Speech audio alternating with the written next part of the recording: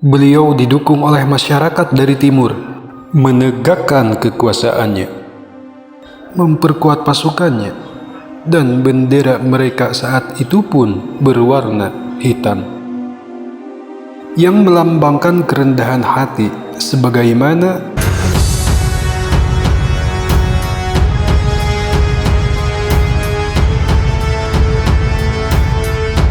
Assalamualaikum warahmatullahi wabarakatuh. Allahumma salli ala Sayyidina Muhammad wa ala ali Sayyidina Muhammad. Amma ba'du. Rabbi shrahli sadari wa yassirli amri wahlul 'uqdatam min lisani yafqahu qawli.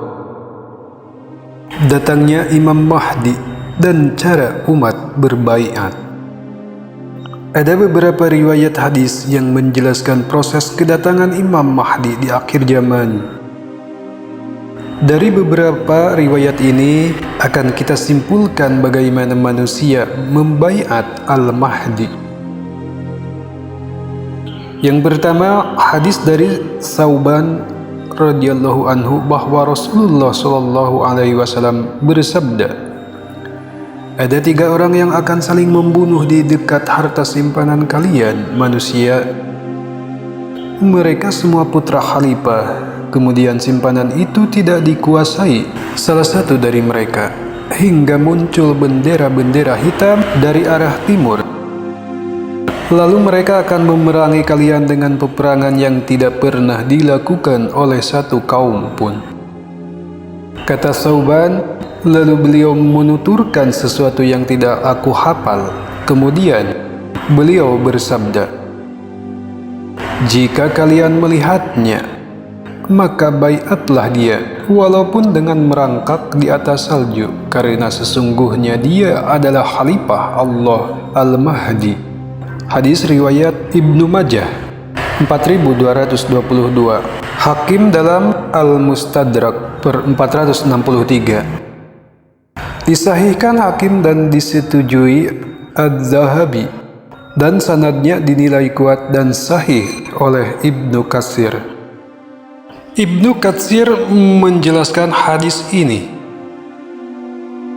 Maksud hadis bahwa Imam Mahdi yang ditunggu-tunggu kehadirannya di akhir zaman munculnya dari arah timur, dan beliau dibaiat di sisi Ka'bah sebagaimana dinyatakan dalam beberapa hadis.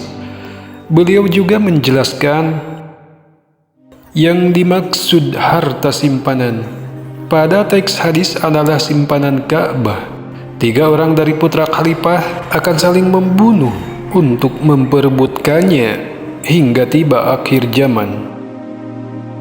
Kemudian keluarlah Al-Mahdi dan beliau datang dari arah timur, bukan dari Sardab Samira sebagaimana dikatakan orang bodoh dari kalangan Rafidhah bahwa Al-Mahdi saat ini ada di tengah mereka.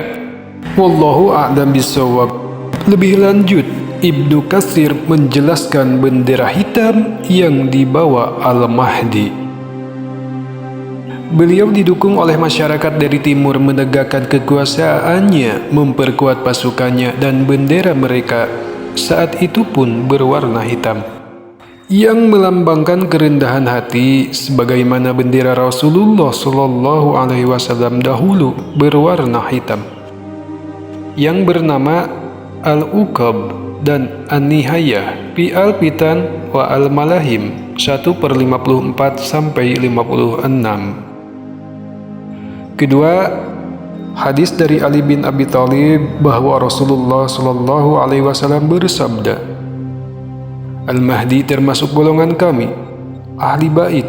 Allah memperbaikinya dalam semalam. Hadis riwayat Ahmad 655, Ibnu Majah 4223. Disahihkan Ahmad Syakir dan dinilai hasan oleh Al-Albani. Ada beberapa keterangan ulama tentang makna Allah memperbaikinya dalam semalam.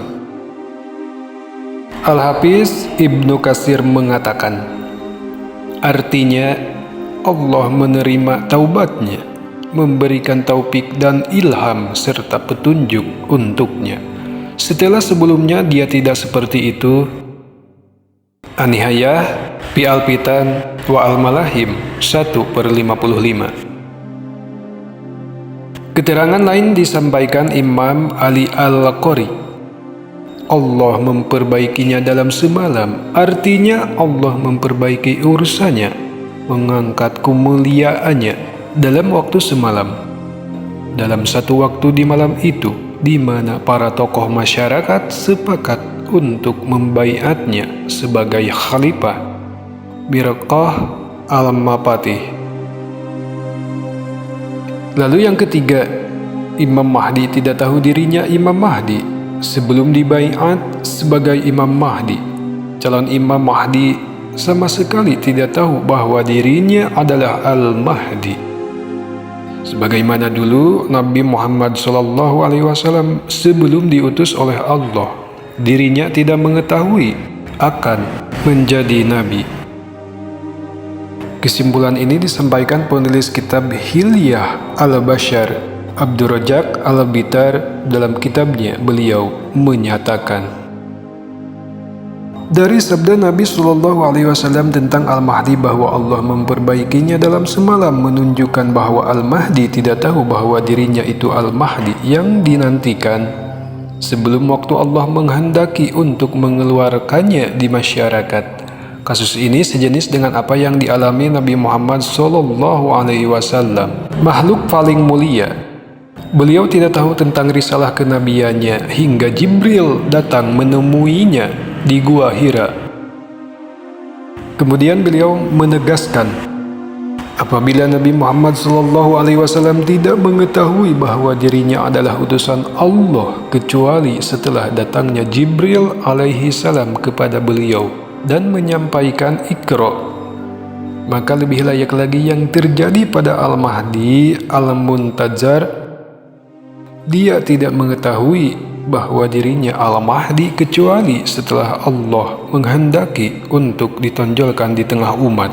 Hilyah Al-Bashar 1/358. Dari beberapa keterangan di atas bisa kita simpulkan Imam Mahdi keluar ketika terjadi perebutan harta di kota Mekah. Sebelum diangkat jadi Al-Mahdi, tidak ada satupun yang tahu bahwa dirinya Al-Mahdi.